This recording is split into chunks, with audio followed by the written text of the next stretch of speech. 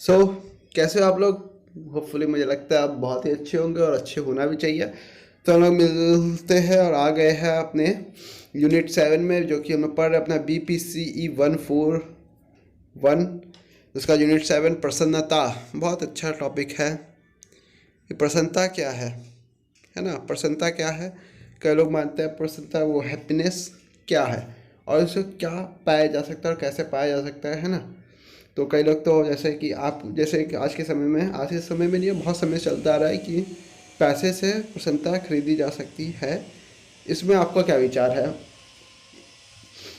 अगर असली विचारों की बात की जाए, एक सेकंड वीडियो को साइड और किताब को साइड रख के, तो बात यह है कि मन तो जानता है कि पैसे से मतलब आत्मा हम लोग की जो हम स्पिरिचुअल हम लोग होते हैं, वो तो जानता है कि ये चीज़ कभी पॉसिबल नहीं है कि पैसे से खुशी नहीं खरीदी जा सकती। लेकिन फिजिकल बॉडी ये मानती है कि नहीं, ये चीज़ हो सकता है। तो बस इसी छोटी चीज़ में इतना सा अंतर हो जाता है कि जब हम लोग ये चीज़ का ध्यान लगाते हैं कि नहीं हो तो सकता नहीं, पॉसिबल ही नहीं है, तो लेकिन फिजिकल बॉडी बोलती है कि नहीं हो सकता है, तुम चिंता मत करो। इसलिए लोग पैसे की तरफ ज़्यादा होता है। पूरा फिजिकल चीज़ तो बहुत सारी चीज़ें खरीद सकता है, जिससे फिजिकली अटैच हो सकता है, लेकिन वो ऐसी कभी चीज़ नहीं खरीद सकते जिससे कि वो स्पिरिचुअल अटैच हो सके किसी भी चीज़ को, या उस चीज़ को दोबारा प्राप्त कर सके, या ऐसी कोई चीज़ खरीद सके जो चीज़ सामने वाले के पास स्पिरिचुअली हो और सामने वाले के पास फिजिकली वो सोचता है कि हम खरीदने की कोशिश करता है लेकिन नहीं खरीद पाता है, तो वहाँ उसका पैसा वहाँ काम नहीं करता है। तो प्रसन्नता का संप्रत्यय है कि गतिविधि एक ने आपने पाया होगा कि ज़्यादातर लोग प्रसन्न और संतोषजनक जीवन चाहते हैं। वे ऐसा जीवन चाहते हैं जिसमें मुख्यतः सकारात्मक संवेगों के अनुभव की प्रधानता हो। इस तरह के जीवन को सेलिंगमैन सुखद जीवन कहते हैं, जिसे जीवन में सुख प्राप्त करने से चिन्हित किया जाता है। यह व्यक्ति की विभिन्न जरूरतें पूरी होने का प्रतीक है ना। जो बहुत सारी चीज़ें पूर्ति हो जाती है कि हाँ लाइफ के गोल सब पार हो गए हैं, फैमिली सेटल हो गई है, बहुत सारी चीज़ हो गई, तो लोग अब सुखद जीवन प्राप्त करने का अनुभव करते हैं।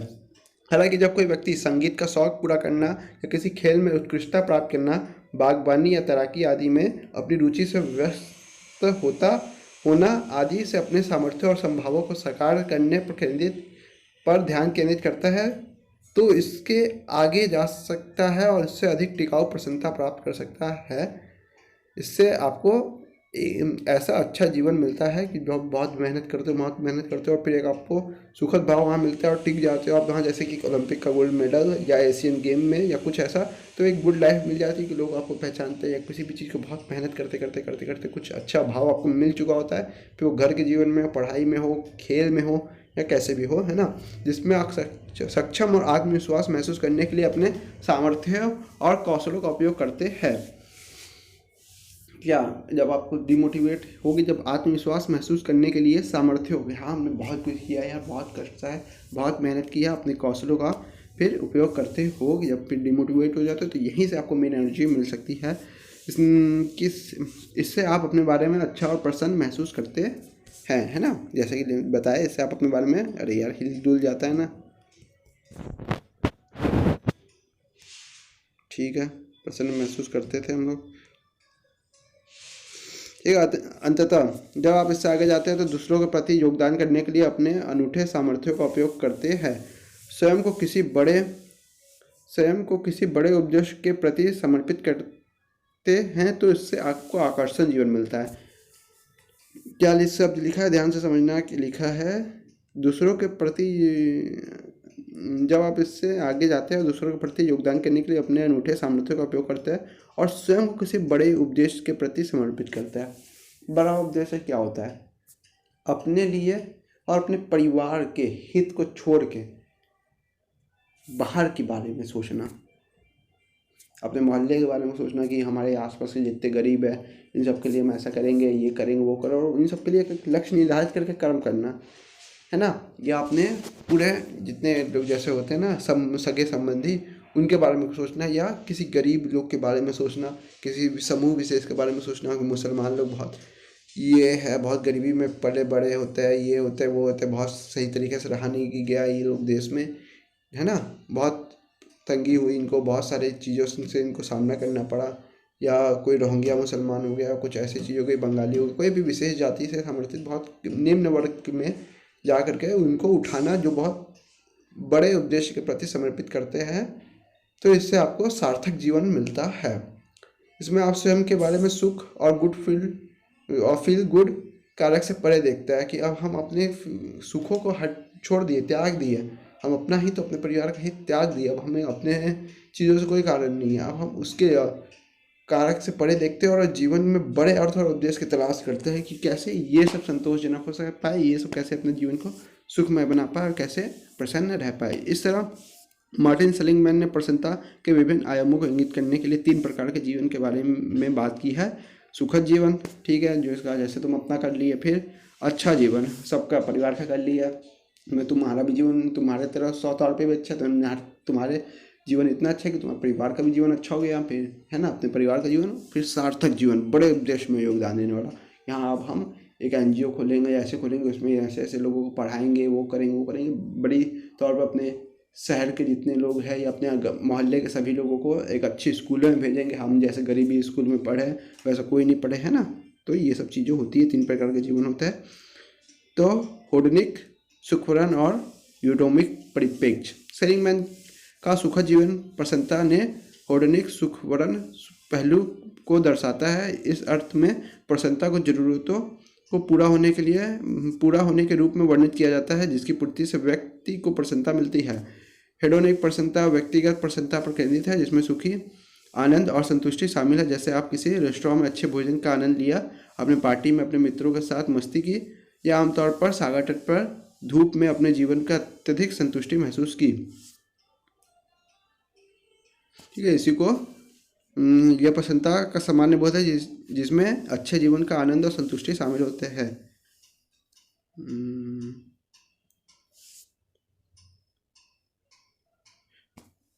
मनोविज्ञान में होने वाले शोध और ये सब हटाओ, ये सब कोई काम का नहीं है। ठीक है, दूसरी तरफ है यूडोमिक प्रसन्नता। जीवन में अर्थ का गहरा बोध दर्शाती है। समझो, जीवन में अर्थ मतलब पृथ्वी नहीं, और अर्थ का गहरा बोध दर्शाती है। शायद कोई भी व्यक्ति सदैव खुश और प्रफुल्लित नहीं रहना चाहेगा। तब व्यक्ति को ऐसे विभिन्न प्रकार के संवेगों की कभी खलेगी जो हमारे जीवन में समृद्धि करते हैं और जीवन के प्रति सराहना विकसित करते हैं। प्रसन्नता के बारे में अरस्तु के यूरोडोमिक दृष्टिकोण में कहा गया है कि अच्छे जीवन में व्यक्ति द्वारा डायमंड या सच्चे आत्म के अनुसार जीना शामिल है। सच्चे आत्म के अनुसार जीना और जीवन का अर्थ समझना, ये एक तरीके का बहुत अच्छा शब्द है, जिसमें कि तुम कभी किसी के बारे में बुरा मत सोचो, एक पॉजिटिव पॉइंट ऑफ व्यू रखो, एक पॉजिटिव निगाहों से देखो हर चीज़ों को। कभी भी कोई किसी को मारा तो हाँ ये भी अच्छा है, तुम्हें कोई कुछ बुरा बोला हाँ ये भी अच्छा है। अपने जीवन में कोई भी झूठ मत बोलो। बहुत सारी चीज़ें होती है के अनुसार और सच्चे आत्म के अनुसार जीना शामिल है कि हाँ जो भी किया अच्छे से किया, धर्म के मार्ग चला, ये चला वो चला, गरीबी है कोई बात नहीं, लेकिन हमने कोई गलत कदम नहीं किया, सच्चे आत्म के अनुसार जीना शामिल है वो। इस तरह और भी बहुत कुछ होता है। इस तरह इसमें वर्णित है कि प्रसन्नता व्यक्ति की संभावनाओं को साकार करने और आत्मबोध की दिशा में प्रयास करने से आती है। मास्लो का आवश्यकता अनुक्रम आत्मसिद्धि, सेल्फ एक्चुअलाइजेशन के बारे में बात करता है। मतलब आत्मसिद्धि कि हाँ अब हमने बहुत कुछ किया, सब कुछ हो गया, सबके लिए अच्छा किया, ये किया वो किया, पैसा है नहीं है, इस चीज़ों से ऊपर उठते हुए हाँ अब हमने जो किया वो बहुत अच्छा किया, कभी किसी को नुकसान नहीं पहुंचाया, कभी किसी के बारे में गलत नहीं सोचा। जब व्यक्ति अपने के बारे में बात करता है तो जीवन व्यक्ति जो कि व्यक्ति के जीवन को अर्थ देने वाली उच्चतम जरूरतों में से एक है। जब व्यक्ति अपनी प्रतिक्रियाओं और मूल्यों के अनुसार जीवन जीता है तो इससे वह स्वयं के प्रति सच्चे प्रामाणिक जीवन की ओर बढ़ता है। इससे व्यक्ति का जीवन सार्थक बनता है और उससे प्रामाणिक प्रसन्नता मिलती है। ठीक है, मिल गई। प्रसन्नता की हीरोडोनिक और यूरोडोमिक आवश्यकताएं विरोधाभासी प्रतीत होती है और हीरोडोनिक सुख और श्रेष्ठता का अभाव प्रतीत होता है। हालांकि सोच से पता चलता है कि व्यक्ति के बड़े संदर्भ के बारे में सोचने से सहायता करने सकारात्मक भाव जीवन को अर्थपूर्ण बनाने में योगदान दे सकता है। सकारात्मक संवेगों का अनुभव करने से व्यक्ति प्रसन्नता का अनुभव कर सकता है और और विभिन्न सार्थक गतिविधियों में संलग्न हो सकता है। इस तरह जीवन में सार्थक जुड़ाव और उपदेश व्यक्ति की प्रसन्न रहने सहित विभिन्न सकारात्मक संवेगों का अनुभव कराएंगे। यूरोडोमिक और हेडोनिक और यूडोमोनिक प्रसन्नता, हम तो हीरोडोमिक और यूरोडोमिक बोलने लग गए थे। हेडोनिक और मोनिक प्रसन्नता दोनों ही व्यक्ति के कल्याण में योगदान देती है। तो यहाँ पे लिखी हुई है, तो इसको आप लोग पढ़ना, हो सकता है इसका डायरेक्ट आंसर पूछ ले, और पूछना तो नहीं चाहिए लेकिन पूछ सकता है कुछ भी, वो ऐसे पूछेगा नहीं क्योंकि इसमें अंतर का कोई क्वेश्चन बन ही नहीं रहा है। असाइनमेंट में आना हो तो हो सकता है कभी आ जाए। प्रसन्नता का मॉडल कैरोल रीफ का मनोवैज्ञानिक कल्याण के 6 कारक मॉडल। कैरोल रीफ के अनुसार व्यक्तिपरक कल्याण SWB सकारात्मक संवेगों और जीवन की संतुष्टि पर केंद्रित है, लेकिन यह सकारात्मक प्रकार के पहलू को उजागर नहीं करता। यह कहती है कि कल्याण और प्रसन्नता के मानवीय सामर्थ्य और समृद्धि और लक्ष्यों के प्रति प्रयास करना भी शामिल होना चाहिए। इस तरह इसमें स्वायत्तता, तन्यता, उपदेश और मानसिक स्वास्थ्य जैसे मनोवैज्ञानिक और सामाजिक प्रकार भी शामिल होने चाहिए। रिफ ने मनोवैज्ञानिक कल्याण का 6 कारक मॉडल प्रस्तावित किया। आत्म स्वीकृति, व्यक्तिगत समृद्धि, दूसरों को सकारात्मक संबंध, हमेशा अच्छी तरीके से रहो, पर्यावरण पर महारत, हमेशा पर्यावरण की भी चीज़ों को सोचो, ऐसा नहीं कि कूड़ा कहीं पे फेंक रहे हो, ये कर रहे हो, वो करो, पर्यावरण को हमेशा ध्यान में रखो, पेड़ को बचाओ, ये सब कुछ पर्यावरण में जो आता है। स्वायत्तता और जीवन में का उपदेश, जीवन में उपदेश है, जीवन का उपदेश, जीवन में उपदेश और जीवन का उपदेश थोड़ा बहुत डिफरेंट है, लेकिन जो लिखा है वो यही है, जीवन में उपदेश। तो जीवन में एक उपदेश होना चाहिए, इसका मतलब है कि अच्छे से अच्छा आप करो, चोरी चमारी नहीं, गलत काम नहीं, के 6 कारक मिलकर व्यक्ति के जीवन की प्रसन्नता में योगदान देते हैं। अब ऐसी कोरी कीच की मानसिक स्वास्थ्य का दोहरा सातत्य मॉडल। मनोवैज्ञानिक कल्याण के संपत्ति को लेते हुए कीच ने हमारे मानसिक स्वास्थ्य के लिए अनुप्रयोग को विस्तारित किया है और मानसिक स्वास्थ्य का व्यापक मॉडल प्रस्तावित किया है। कीच के अनुसार संपूर्ण मानसिक स्वास्थ्य में सामवेगिक कल्याण, मनोवैज्ञानिक कल्याण और सामाजिक कल्याण शामिल है। इसमें प्रत्येक में विभिन्न घटक होते हैं, जैसे कि नीचे चित्र 7.2 में दिए, सामवेगिक कल्याण, मनोवैज्ञानिक कल्याण और सामाजिक कल्याण, है ना। तो सामाजिक कल्याण में अच्छे से अच्छा सुसंगता हो, एकीकरण हो, योगदान हो, बोध हो, सामाजिक स्वीकृति हो। और मनोवैज्ञानिक कल्याण में आत्म स्वीकृति, स्वायत्तता, पर्यावरण में महारत, दूसरे से सकारात्मक संबंध, व्यक्तिगत समृद्धि, जीवन में उपदेश। और सामवेगिक कल्याण सकारात्मक भाव की मौजूदगी, नकारात्मक भाव का अभाव, जीवन की संतुष्टि, प्रसन्नता, ये सब चीज़ें हैं। सेलिंगमैन का परमा मॉडल। तो सेलिंगमैन जिन्होंने क्या बोलते हैं सकारात्मक मनोविज्ञान में बहुत योगदान दिया, तो उनका ये मॉडल है। प्रसन्नता के हेडोनिक यूडेमोनिक पहलुओं के आगे विकसित करते हुए सेलिंगमैन ने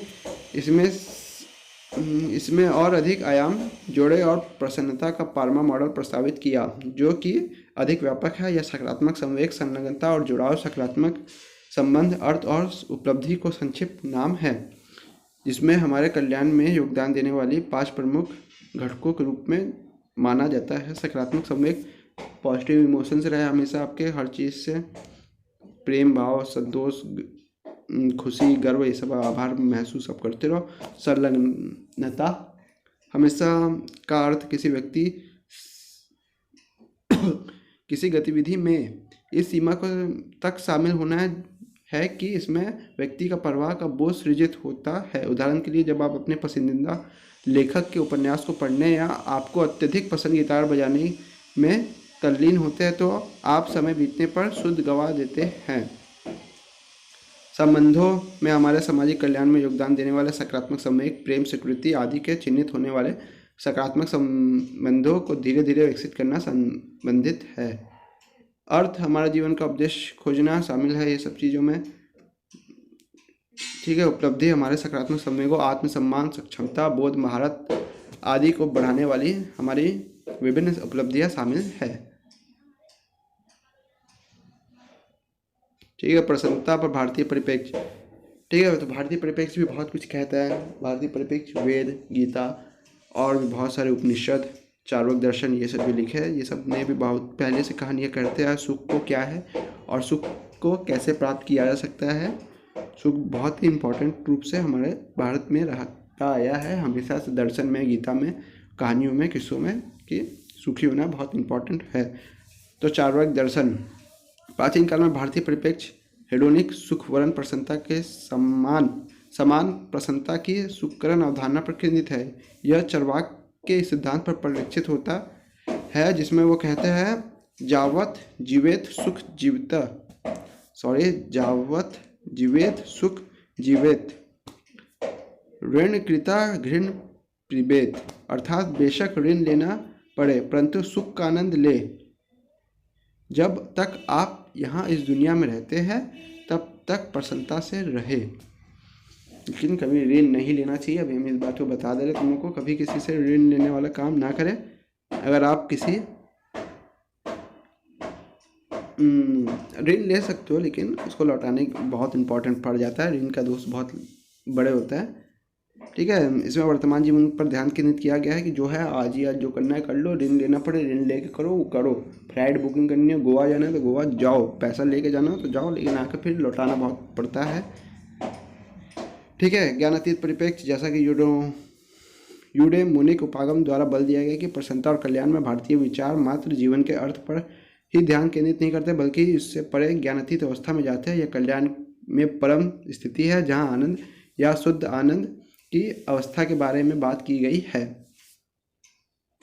ठीक है। सामूहिक परिप्रेक्ष्य चार्वाक के सुख उपागम और ज्ञानातीत होने के आध्यात्मिक उपागम की चरम स्थितियों के बीच भारत में बहुसंख्यक लोगों द्वारा सामूहिक उपागम का पालन किया जाता है। भारतीय परंपरा द्वारा समर्थित जीवन के प्रति सामूहिक उपागम के अनुसार जीवन को बढ़ावा देने के लिए संयम पूर्ण जीवन, सामूहिक अच्छाई पर ध्यान केंद्रित करने, दूसरों के लिए जीने और अन्य ऐसी मानवीय मूल्यों के सिद्धांतों की वकालत की जाती है। ध्यान से सुन लेना वो लास्ट की 2-3 लाइनें। अनुसार कल्याण को बढ़ावा देने के लिए, संयम पूर्ण जीने के लिए, सामूहिक अच्छाई पर ध्यान देने के लिए, है ना, दूसरों के लिए करो, दूसरों के लिए जीने के लिए, ये सब चीज़ों के लिए हमेशा से वकालत की जाती है। वसुधैव कुटुंबकम, पूरा विश्व एक परिवार है। सर्वे भवन्तु सुखिनः सर्वे सन्तु निरामया, सर्वे भद्राणि पश्यन्तु माँ कश्चित् दुख भाव भवते। मेरी संस्कृत अच्छी होने के बाद भी खराब हो गई, इतने समय से नहीं पढ़ा है। कि सभी प्रसन्न हो, सभी निरोगी हो, सभी को अच्छा व्यवहार हो, कोई भी दुखी से पीड़ित ना हो। सर्वे भवन्तु सुखिनः सर्वे सन्तु निरामया, सर्वे भद्राणि पश्यन्तु माँ कदिशे दुख भाव भवन्ते। आखिरी लाइन थोड़ी अलग हो गई, हमें यहाँ तक लगता है हमारे हिसाब से गड़बड़ लिखा है या कुछ हमने कुछ अलग और पढ़ा है संस्कृत में। प्रसन्नता के प्रति भारतीय परिप्रेक्ष्य और भौतिकवादी दृष्टिकोण की तुलना में आध्यात्मिक और सामूहिक पहलुओं का अधिक प्रभुत्व रहा है कि हम सब लोग एक है, काले गोरे हिंदू मुसलमान सब लोग एक है। इसके अलावा भारतीय विचार और दर्शन मानव जीवन के 4 प्रमुख लक्ष्यों का प्रस्तावित करता है। ये लोग जो खटपट हो रही है वो लोग लकड़ी तोड़ रहे हैं असल में आग जलाने के लिए। धर्म अर्थ काम मोक्ष। ठीक है। 25 साल धर्म में जियो, फिर 25 से 75 तक कर्म काम और अर्थ के लिए के साथ रहो, और फिर 75 के बाद मोक्ष हो। ऐसा जरूरी नहीं है, लेकिन ये सिद्धांत अपनाओ तो जीवन बहुत कल्याणपूर्ण होता है। धर्म का मतलब सत्व ज्ञान, हमेशा अच्छी चीज़ों के बारे में रहना, अच्छी चीज़ों को प्राप्त करना, अच्छी तरीके से देखना, अच्छी तरीके से सोचना, सब कुछ धर्म है। धर्म के नीति से चलो, धर्म का नियम का पालन करो। क्रमशः मूल्य, धन, इच्छाओं और मुक्ति की खोज है।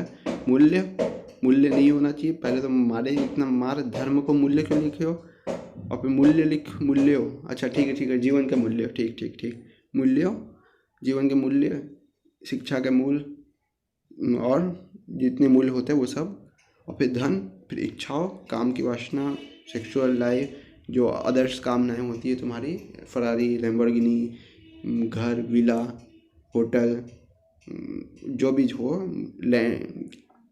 आइलैंड खरीद लेना, ये खरीदना, वो खरीदना, सब कुछ इच्छा जितनी कामना हो वो पूरी हो, और फिर मुक्ति की खोज हो।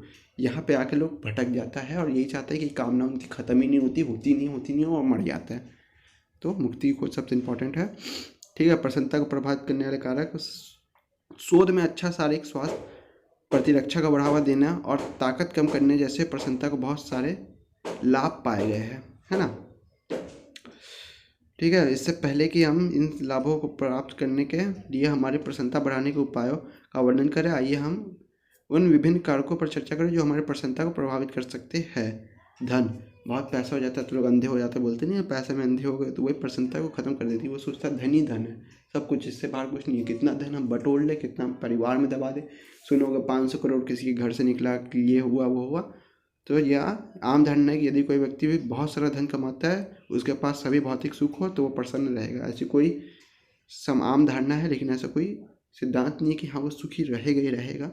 और ऐसा सिद्धांत है कि वो दुख रहेगा ही रहेगा, जितना पैसा हो लोग दुखी होते हैं। शादी माना जाता है कि विवाहित लोग अविवाहित या तलाकशुदा अलग होने वाले लोगों की तुलना में अधिक प्रसन्न होते हैं। शादी वाले लोग, उल्टा मत समझना, लेकिन ऐसा भी कोई चीज़ फिक्स नहीं है, क्योंकि लिखा माना जाता है। क्या इससे यह निष्कर्ष निकाला जा सकता है कि विवाहित व्यक्ति को प्रसन्न बनाता है? तो ऐसी कोई चीज़ नहीं है, विवाहित लोग को कोई चीज़ें प्रसन्न नहीं बनाती। बहुत सारे लोग विवाह करके पछताए हैं आज तक। उम्र, निष्कर्ष बताते हैं कि प्रसन्नता जीवन भर बदलती रहती है। आमतौर पर किशोरावस्था को तूफान और तनाव, बड़े होने को जैविक और मनोवैज्ञानिक परिवर्तनों को समझने की विभिन्न चुनौतियाँ से चिन्हित सबसे खराब अवस्था के रूप में माना जाता है, जबकि गलत बताया गया। यही अवस्था में बचपन होता है, और बचपन सबसे अच्छा कुछ नहीं होता है। लिंग, बहुत सारे लोग सोचते हैं पुरुष ज़्यादा खुश होते हैं, कई लोग सोचते हैं महिलाएं ज़्यादा खुश होती हैं। असल में बराबर खुशी है, दोनों इक्वल है, लड़का लड़की बराबर है, तो बराबर सुख सबको मिल रहा है।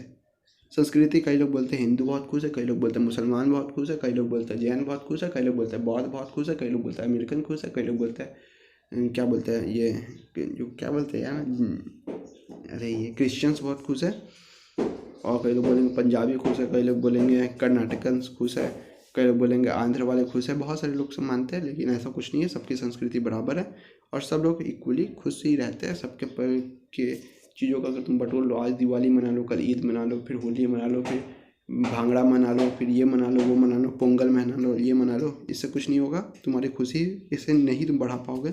हमारी प्रसन्नता और कल्याण को बढ़ाना, हर चीज़ों को पॉजिटिव वे में देखो। इसमें तुम क्या है, इसमें तुम कैसे बढ़ा लोगे? ये कोई ऐसा तो है नहीं कोई रोज़ 1 गिलास दूध पी कर बढ़ा लो, या ऐसा कुछ मिला लो कि बढ़ जाए। ये धीमे धीमे धीमे धीमे धीमे धीमे धीमे धीमे बढ़ने वाली चीज़ है। सबसे पहले अपना पॉइंट ऑफ व्यू बदलना, चीज़ों को सकारात्मक वे में सोचना और उसमें खुश रहना। दुख के विभाव को बहुत कम कर देना, पहले तो अपने क्रोध को कम कर देना, अपने आक्रोश को कम कर देना, और बहुत सारी चीज़ों को समय टू समय, पॉइंट टू पॉइंट ख़त्म कर देना। दूसरों के लिए कभी भी दोष की भावना नहीं रखना, हीन भावना नहीं रखना, ये सब चीज़ें होती है। आत्मनियंत्रण रखना, ऐसा नहीं है कोई तुमको अभी मूवी देखने बैठे तो आत्मनियंत्रण खो दिए, फिर मूवी बंद होगी तो नहीं, हम मूवी देखेंगे। आत्मनियंत्रण और आनुवंशिक निर्धारित अंक, परिस्थिति, ये सब को समझना और चीज़ों को करना है। तो इसमें एक पाई चार्ट का कोई सिद्धांत है, बकवास सा, उसको पढ़ लेना, कोई खास तो हमें नहीं लगता। ल्यूबोमिर्स्की का व्यापक रूप से उद्दिष्ट प्रसन्नता पाई चार्ट बताता है कि हमारे जीवन के लिए जरूरी है कि अपनी प्रसन्नता को प्रभावित करने वाली हमारी पहलों और कार्यों पर ध्यान केंद्रित करें। इसके अनुसार हमारी 50% प्रसन्नता हमारे अनुवांशिक कारकों पर निर्धारित होती है, ठीक है। 10% परिस्थितियों पर होती है, जबकि 40% प्रसन्नता हमारी अपनी सोच विचार कर की गई गतिविधियों से प्रभावित होती है। मतलब जो पूरी चीज़ है कि क्या तुम क्रोध दिखाते हो, क्या तुम खुशी दिखाते हो, तुम्हारा पॉइंट ऑफ व्यू कैसा है, तुम्हारे इमोशंस कैसे है, तुम्हारे मूड कैसा है, ये सब चीज़ें, तुम्हारा भाव कैसा है, तुम्हारा मनोभाव कैसा है, ये सब चीज़ों पर होती है। अपनी प्रसन्नता को बढ़ाने के उपाय, अपनी सभी इंद्रियों का उपयोग करते हुए किसी भी गतिविधियों में शामिल हो। आप जो कुछ भी करें उससे अर्थ तलाश करें कि हाँ ये चीज़ एक अच्छा हुआ, अर्थ हुई, किसी बुरी में भी हाँ अच्छा हुआ। इससे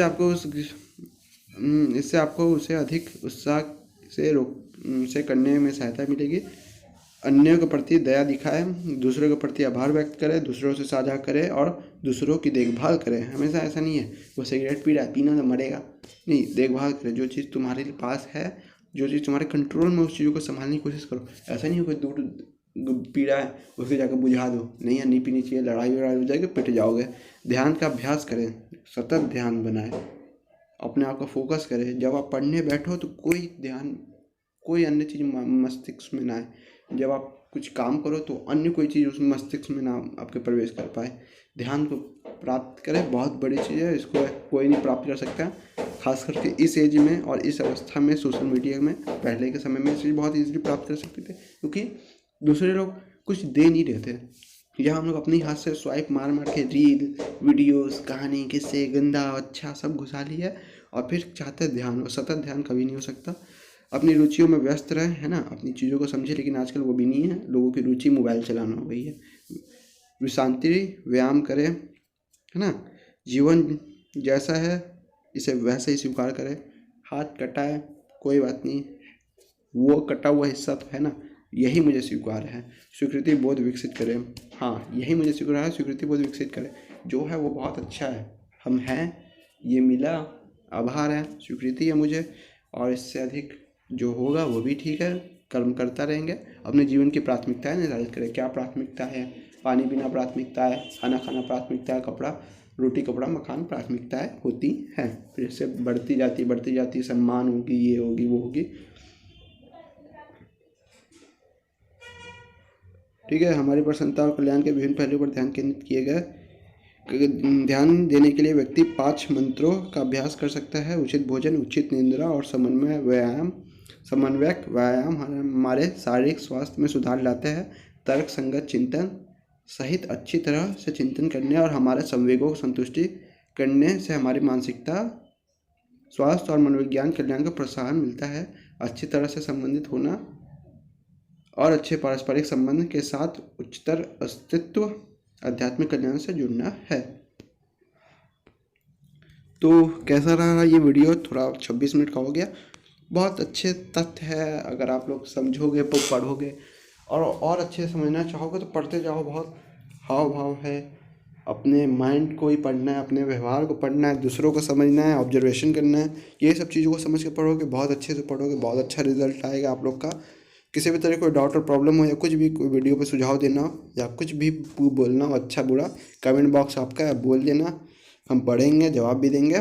सो लिखा करो कमेंट में कोई भी कहानी, कोई भी मनोभाव, जो भी आपको वीडियो में के समय उपजा हो या नहीं उपजा हो, या कोई कुछ भी बात हो, आप लिख दिया करो। और कोई पर्सनल डाउट और कोई क्वेरी हो तो डिस्क्रिप्शन बॉक्स में मेरे लिंक्स दिए हुए, आप मुझे वहाँ डायरेक्टली मैसेज कर सकते हो। तो थैंक यू फॉर वॉचिंग। मिलते हैं एक नेक्स्ट लेवल का नेक्स्ट वीडियो में। जाते वीडियो को लाइक और चैनल को सब्सक्राइब कर देना। Tata, bye bye.